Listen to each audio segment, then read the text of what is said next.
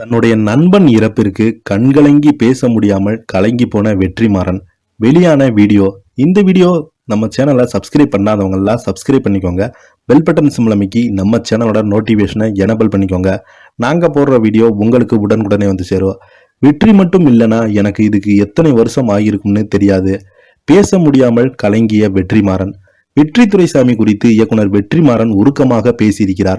சென்னை மாநகர முன்னாள் மேயர் துரைசாமியின் மகன் வெற்றி துரைசாமியின் உடல் 9 நாட்களுக்கு பின்பு சடலமாக கண்டெடுக்கப்பட்ட சம்பவம் தமிழகத்தை உலுக்கியிருக்கிறது.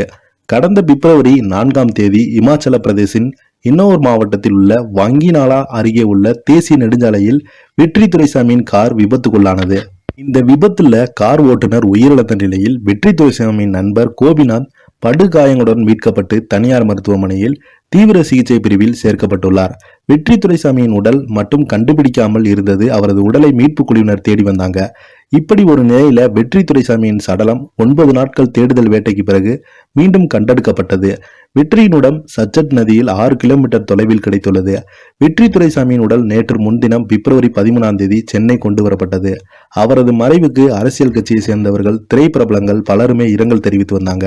அதிலும் குறிப்பாக வெற்றி துரைசாமியின் நெருங்கிய நண்பரான அஜித் நேரில் சென்று அஞ்சலி செலுத்தினாங்க. வெற்றி துரைசாமி ஒரு சாகச விரும்பி மற்றும் புகைப்பட கலைஞரும், மேலும் ஆரம்பத்தில் சினிமா துறையில் இருந்தார். வெற்றி துரைசாமி இயக்குனர் வெற்றிமாறனுடன் உதவி இயக்குனராக பணியாற்றி வந்தார். இப்படி ஒரு நிலையில் இயக்குனர் வெற்றிமாறன் தனது IFSC கல்வி நிறுவனத்தின் சார்பாக இரங்கல் கூட்டம் ஒன்றை நடத்தியிருந்தார்.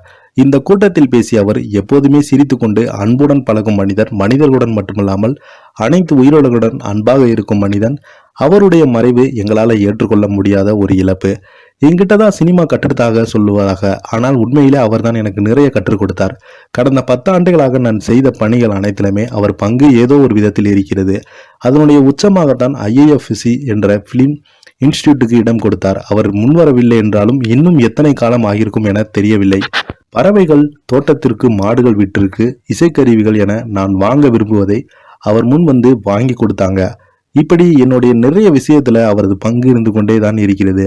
அவரின் நினைவாக எங்கள் IFSC சார்பில் விருது வழங்கலாம் என்று நினைத்துள்ளோம்.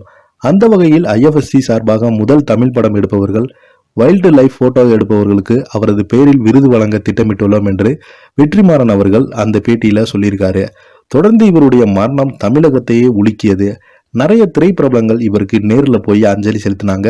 நிறைய இவருடைய பழகின விஷயங்கள் எல்லாமே தொடர்ந்து சொல்லிக்கிட்டே வந்தாங்க. அந்த நிலையில அஜித்குமார் அவர்கள் நெருங்கிய நண்பரான வெற்றி துரைசாமி அவர்களுக்கு நேரில் போய் அஜித்குமார் அவர்கள் குடும்பத்துடன் அஞ்சலி செலுத்தினார். அந்த புகைப்படம் சோசியல் மீடியாவில் வைரலானது. அதனைத் தொடர்ந்து விஜய் அவர்களும் அஞ்சலி செலுத்தினார். இந்த வீடியோ உங்களுக்கு பிடிச்சிருந்தால் லைக் பண்ணுங்க, ஷேர் பண்ணுங்க. நன்றி.